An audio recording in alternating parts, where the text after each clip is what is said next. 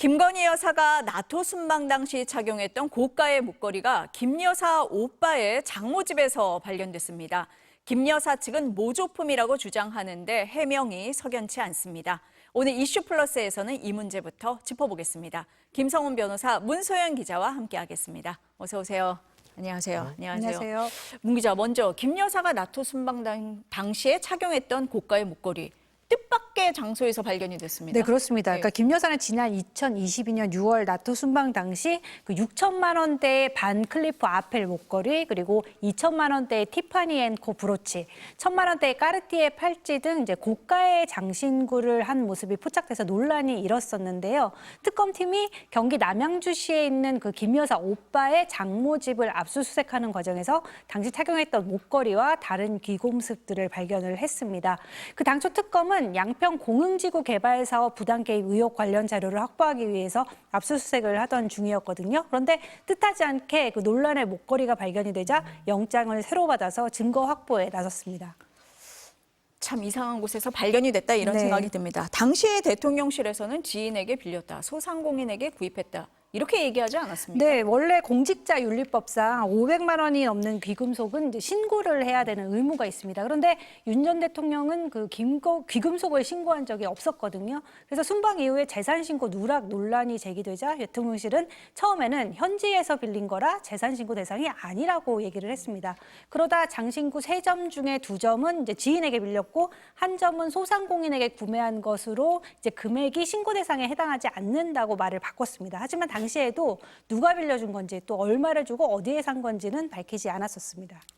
그랬다가 이번에는 모조품이다 이렇게 말을 바꾼 거네요? 네, 그렇습니다. 그러니까 김 씨 측이 지난 5월 그 서울중앙지검에 이와 관련해서 서면 진술서를 제출을 했는데요. 모두 모조품이고 잃어버렸다, 또 지인에게 빌린 것이 아니라 직접 구매를 했고 500만 원이 안 돼서 재산신고에 넣지 않았다, 또 보관을 대충 해서 어디에 있는지 모르겠다, 이런 내용이었습니다. 그 서면 진술서에는 지인에게 빌렸다는 그 대통령실 해명은 사실과 다르고 그런 해명을 전달한 적도 없다, 이렇게 밝힌 것으로 알려졌는데요. 실제 이번에 압수된 목걸이에는 진품 보증서나 고유 식별번호 같은 거는 없는 것으로 전해졌습니다. 특검은 일단 이 목걸이가 진품인지부터 감정에 착수했습니다. 근데 이상한 게, 그러면은 처음부터 모조품이다 이렇게 얘기를 했으면 되는데 네. 왜 거짓 해명을 했을까요? 그거는 이제 뭐 축축한데, 네. 외국 순방 공개 석상에서 대통령 부인이 이제 명품 브랜드의 짝퉁을 착용을 했다고 하면 그것 자체가 부끄러운 일이고 뭐 또 다른 논란이 될 수는 있었겠죠. 근데 잃어버렸다던 모조품 목걸이가 왜 오빠의 장모집에서 발견됐는가, 이 부분은 지금 뭐 어떤 식으로도 설명이 안 되는 거거든요. 또 모조품 목걸이와는 별개로 함께 발견된 다른 귀금속들도 있었는데, 이건 역시 김 여사의 것인지, 그리고 김 여사의 것이라면 왜 여기에 뒀는지, 이것도 좀 밝혀져야 될 부분입니다. 그리고 나토 순방 당시 착용했던 이제 브로치와 팔찌는 이번 압수수색에서 발견되지 않았다고 하는데요. 이 물건들의 행방에 대해서도 수사가 이어질 것으로 보입니다.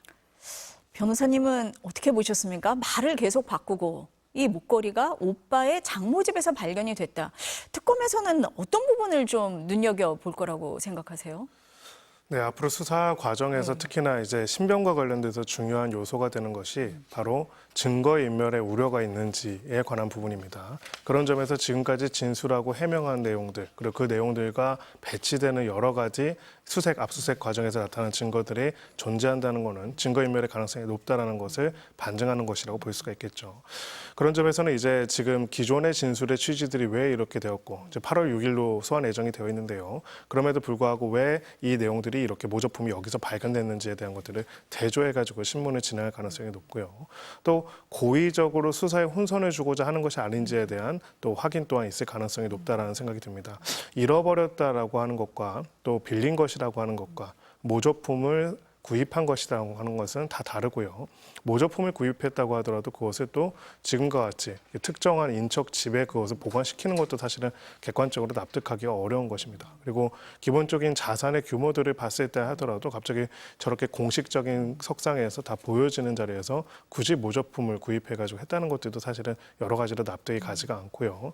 지금 우리한테 객관적으로 남아있는 자료가 있습니다. 그것은 무엇이냐면 소위 말해서 건진법사라는 사람한테 통일교라는 특정 종교 집단이 로비 명목으로 굉장히 고가의 명품, 제품을 사줬다라고 하는 부분이고요. 과거에는 다르게 이제 그거는 이제 영상으로 촬영되기도 했죠. 또 고가의 명품백을 선물 받는 장면도 나왔습니다. 고가의 명품과 관련된 부분들을 구입하거나 선물 받거나 하는 부분들에 대한 내용들은 나와 있는데 굳이 저 내용들만 이제 모조품으로 해가지고 숨겨놨다는 것들은 납득이 되지가 않고요. 혹시라도 특검 수사에 대비해서 이 모조품이 만약 모조품이라고 하더라도 이 압수수색물에 대해서도 일종의 이제 수사를 지연하거나 수사를 방해하는 형태의 그런 작전들이 있지 않을까라는 우려 또한 있는 상황입니다. 그렇기 때문에 그 내용도 중요하지만 그것이 왜 거기에 있고 기존 진술과 어떻게 배치되는지를 엄밀하게 수사할 필요가 있습니다. 지금 변호사님 보시기에는 사실 의혹이 제기된 건 되게 오래됐잖아요. 그리고 압수수색은 굉장히 늦게 된 거잖아요. 그 사이에 증거인멸이라든지 고의적인 수사 방해가 있었을 수도 있다. 이 점도 눈여겨볼 거다. 이렇게 보시는 겁니까? 네, 그렇습니다. 증거인멸은 기존의 증거를 없애는 방식으로도 만들 수 있지만 기존의 증거에 이 객관적 사실에 배치될 수 있는 다른 증거를 작출하는 방식으로도 만들 수 있습니다. 자, 반대는 훨씬 쉽습니다. 모조품을 가지고 있던 사람이 잃어버렸다고 했을 때 진품을 별도로 만들어내는 거는 굉장히 어렵죠. 가격도 비싸고요. 그 반대는 어떨까요? 훨씬 쉽습니다. 그러니까 지금 이 내용들은 사실이 확인되지 않은 거기 때문에 저희가 단정할 수는 없지만은 객관적으로 봤을 때 누가 보더라도 굉장히 이상한 장소에서 이상한 내용으로 발견된 내용들이라는 점에서 기존의 진술 취지와 지금 발견된 물품 간의 비교를 꼭 할 필요가 있고요. 또 무엇보다도 모조품이라고 하더라도 누구한테 사가지고 어떤 경로로 거기까지 이르게 된 것인지에 대한 것들을 확인해 볼 필요가 있습니다. 핵심은 사실은 그 목걸이가 진짜인지 가짜인지가 아니라 결국은 그런 고가의 명품 목걸이나 혹은 고가의 명품 선물을 특정한 로비와 뇌물, 청탁 목적으로 건네진 지가 있는지에 관한 부분이고요. 이번에 통일교 압수수색에서 드러난 거는 통일교의 재산에서 바로 그런 구입이 이루어진 것까지는 확인이 됐고 그렇다면 이것이 어디로 간 것인지에 대해 확인하는 게 중요하지 않을까 그 생각을 합니다. 그럼 모조품이라도 처벌은 된다. 이런 말씀이시네요. 네, 지금 만약에 정확하게는 우리가 모조품인지 진품인지 그 자체보다는요. 이 관련돼서 수색돼서 우리가 압수한 내용이 모조품이라고 하더라도 여전히 진품과 관련된 뇌물 청탁이 없다라고 단정할 수는 없고 진품과 관련된 수사 또한 계속 진행돼야 한다는 것이 첫 번째로 중요하다고 생각하고요. 두 번째로 모조품이라고 하더라도 아마 저는 잘은 모르지만은 이런 고가의 내용 명품 같은 경우는 모조품도 가격이 상당한 것으로 보입니다. 재산 신고 의무 기준상 500만 원 이하라면 상관없겠지만은 그것 또한 하나의 일정한 청탁 목적으로 주어진 것이라고 한다면 그 또한 뇌물이 될 수 있는 거는 다른 바가 없다 이렇게 볼 수 있습니다. 문 기자, 지금 김성훈 변호사님께서 말씀을 하실 때 그 통일교의 청탁 의혹 얘기를 하셨어요. 그래서 서초동 아크로비스타 압수수색했잖아요. 네. 뭐 물증 확보된 게 있습니까? 네, 이제 변호사님 말씀대로 이제 건진법사 전성배 씨가 김 여사 선물용으로 이제 통일교 전 간부 윤모 씨로부터 받았다는 샤넬 가방 2개, 또 두 개가 다른 샤넬 가방 3개와 신발 1개로 교환된 사실이 이제 확인이 된 상황이잖아요. 이 물건들이 이제 김 여사 측으로 갔는지 아직 그 부분이 확인이 안 된 상태인데요. 그런데 그때 교환해 간 신발 사이즈가 250mm라고 해요. 그래서 특검이 지난 25일 이제 아크로비스타 압수수색 과정에서 김 씨가 갖고 있던 그 샤넬 신발 12켤레의 사이즈를 일일이 확인을 했는데 사이즈가 모두 260이었다고 합니다. 안 그래도 신발 사이즈만으로 이제 뇌물죄를 입증할 수 있겠냐 이런 반론도 있었는데 신발 사이즈가 이제 다르기까지 하니까 특검 입장에서는 좀 난감해진 상황이 된 걸로 보이기는 합니다. 또 통일교 전 간부가 이제 김 여사에게 주려고 건진법사에게 건넸다는 그 명품 브랜드 그라프사의 목걸이는 이번 압수수색에서도 찾지 못했습니다. 아시다시피 건진법사 전 씨는 김 여사에게 전달하지 않았고 이 목걸이를 잃어버렸다고 주장을 하고 있는데요. 특검은 이제 샤넬백과 목걸이를 전달한 통일교 전 간부 윤모 씨에 대해서 구속영장을 청구한 상태고 이제 그 영장실질심사가 내일 모레 이루어집니다. 만약에 윤 씨가 구속이 될 경우 통일교와 건진법사 또 김건희로 연결되는 청탁 의혹 수사가 급물살을 탈 수도 있다 이런 전망이 나오고 있습니다. 변호사님, 저희가 전에 이 얘기할 때 뭐 신데렐라 수사다 뭐 이런 얘기도 했었는데 그러면은 현물이 확보가 되지 않으면 뭐 청탁 의혹을 못 밝힙니까? 뇌물죄 적용이 안 됩니까? 전혀 그렇지 않습니다. 자, 우리가 그동안의 뇌물죄와 관련된 수사들을 보면은요, 현금 등으로 건네지는 경우가 굉장히 많습니다. 자, 현금을 딱 그 현금 그대로를 집에 보관하고 있는 경우가 오히려 드물지요. 여러 형태로 해서 교환되거나 바뀌는 경우들 혼화돼가지고 찾기 어려운 경우가 많습니다. 핵심은 결국은 뇌물 전달에 관해서는 뇌물 전달한 사람들의 진술과 그 내용, 그리고 전달받은 사람과의 관계 등을 종합적으로 고려해가지고 진술의 신빙성을 바탕으로 판단하지 특정한 현물 자체를 그 사람이 수령했는지 여부 혹은 보관하고 있는지 여부만이 가장 핵심은 아닙니다. 그런 점에서 저는 이제 앞으로의 수사와 재판 과정에서 굉장히 중요한 게 지금 건넸다라고 이야기하는 통일교 전 간부 윤모 씨의 진술과 태도에 관한 부분이라고 생각합니다. 어떠한 뇌물도 자, 이 뇌물을 전달해 주세요 하고 제3자한테 전달한 다음에 그 다음에 아무 일이 없는 경우는 없습니다. 왜 그럴까요? 뇌물의 핵심은 청탁에 있기 때문입니다. 어떤 거를 바래서 큰 돈을 들여서 뇌물을 준 겁니다. 자, 그렇다면은 그 건진법사라고 하는 사람이 그걸 받아서 잃어버리고 전달도 안 했다 그러면 뇌물을 준 사람은 아, 그런가요? 라고 했을까요? 아니겠죠. 저는 왜 장신구를 줬는지도 알 것 같습니다. 왜 그럴까요? 한마디로 볼 수 있기 때문입니다. 다시 그 내용들을 확인할 수 있거든요. 그러니까 자기가 그런 명품 선물을 뇌물 목적으로 누군가에게 줬다고 한다면은 당연히 그것이 제대로 전달됐는지, 그래서 거기에 대해서 자신이 타겟하고 하는 사람이 어떤 반응을 보는지를 확인하고 소위 말하는 추적하는 그 다음의 반응들을 보는 게 뇌물을 제공하는 사람들의 일반적인 심리입니다. 중요한 거는 전달했을 뿐만 아니라 전달 이후에 건진법사 등과 어떤 소통을 해가지고 어떻게 했는지에 관한 부분일 거고요. 이 내용에 있어서 윤모 씨가 어찌 보면은 이 범죄 사실을 증명할 수 있는 핵심적인 진술들을 하고 그것이 객관적인 정황에 맞고 그것이 신빙성이 있다고 한다면은 현재 현물이 어디 있는지는 상관없이 혐의가 인정될 가능성이 높습니다. 저희가 신데렐라 이야기를 한 지도 벌써 한 2달 되지 않았습니까?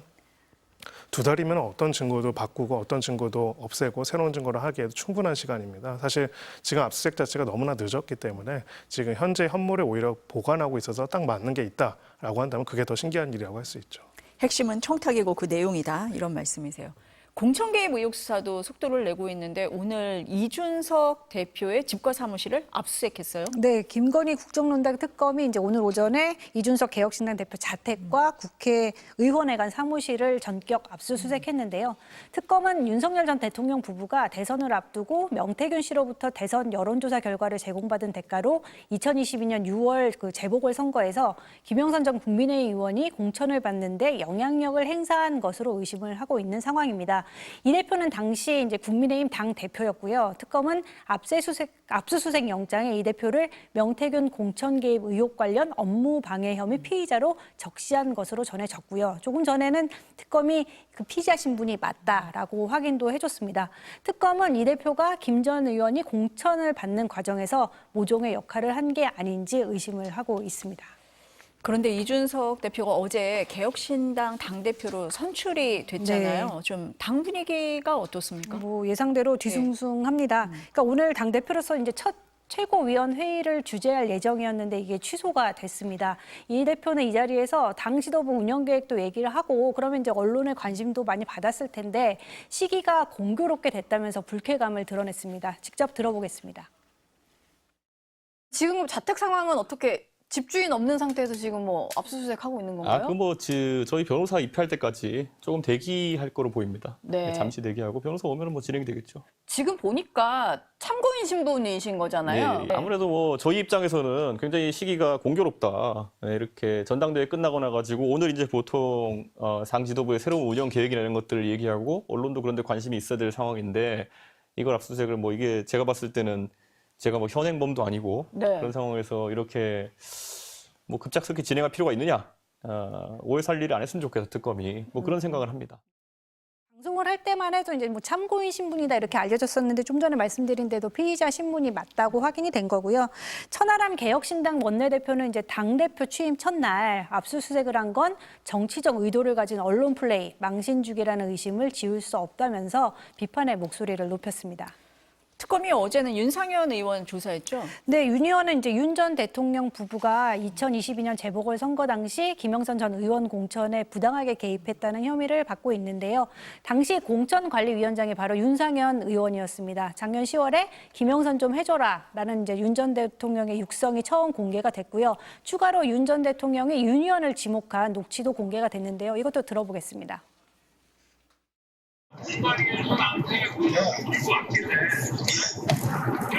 김영선이 경선 때도 열심히 뛰었으니까 너는 김영선이 좀 해줘라 그랬는데 이게 말이 맞네.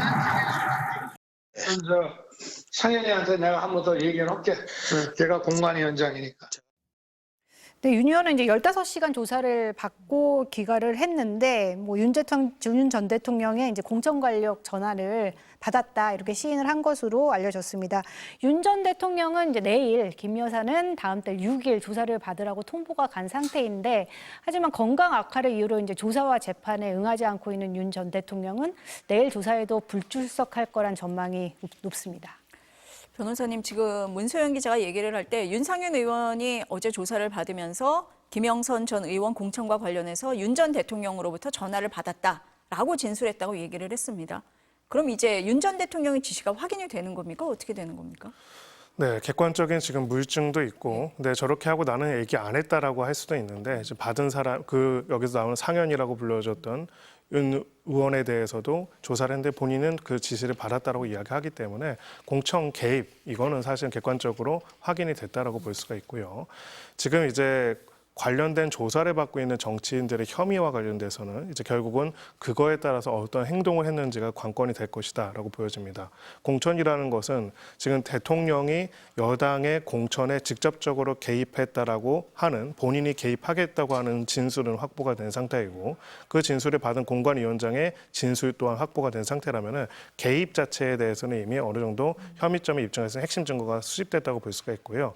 자, 두 번째는 거기에 따라서 실제로 공천이라고 하는 그 정당의 작용이 이루어졌는지는 또 여기에 개입하고 그 지시를 받아서 따르고 동조하는 공범들이 없이는 불가능합니다. 그렇기 때문에 이 공천 과정들이 여기에 따라서 이루어졌는지에 대한 내용들을 확인해 본다면은 공범의 범위가 확정될 것이다 이렇게 보여집니다.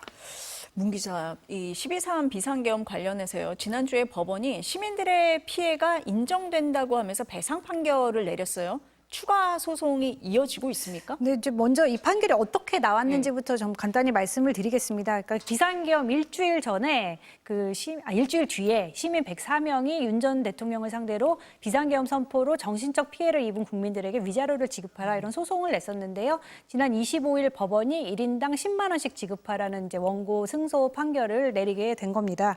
이 소송 외에도 이미 윤석열 내란 행위에 대한 위자료 청구 소송에 참여하고 싶다는 시민이 10,000명을 넘은 상황이거든요.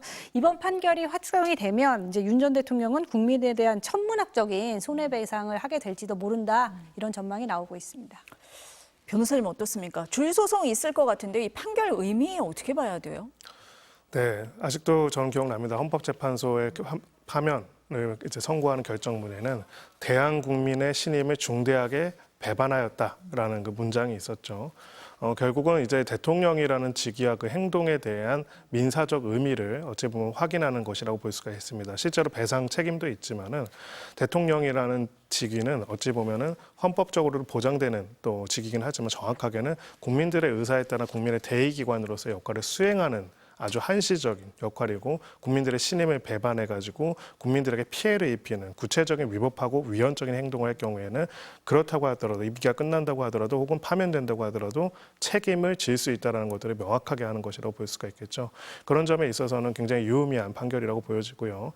특히나 이제 신분이라든지 권한 그리고 어떤 특정한 계급 같은 지위가 아니라 국민의 충복으로서의 역할에 있어가지고 그것을 그 신임을 배반하고 손해를 입힌다면은 얼마든지 그것이 위법한 불법 행위로서 책임을 구성할 수 있다라는 법리가 형성될 수 있을 것이다 이렇게 생각합니다. 그 10만 원이라는 숫자는 뭐 상징적인 의미다 이렇게 봐야 됩니까? 네, 그리고 이제 이런 소송들을 제기할 때는 아무래도 속가가 크면 클수록 거기에 따라서 여러 가지로 이제 입증해야 하는 것들이 많아지고요. 위자료로 인정이 되는데 사실은 10만 원보다 훨씬 더 큰 정신적 피해를 입은 분들이 많을 겁니다. 실제로 경제계에서는 이 기간 동안 많은 회사들이 무너지는 것들도 많았었고요. 국제적인 투자라든지 계약 자체가 무산되는 경우도 한두 개가 아니었습니다. 뭐 그런 것까지 한다면 사실은 이 정신적 위자료 10만 원은 굉장히 적은 금액이겠죠. 그럼에도 불구하고 위법한 행위, 불법 행위 책임으로서 배상할 책임이 있다는 것을 인정하기 위한 공익적 목적의 소송이라는 점에서 이제 이 금액으로 이제 청구를 하고 여기에 대한 것들이 받아들여졌다 이렇게 볼 수가 있습니다. 네, 판결의 의미까지 들어봤습니다. 오늘 두 분 말씀은 여기까지 듣겠습니다. 감사합니다.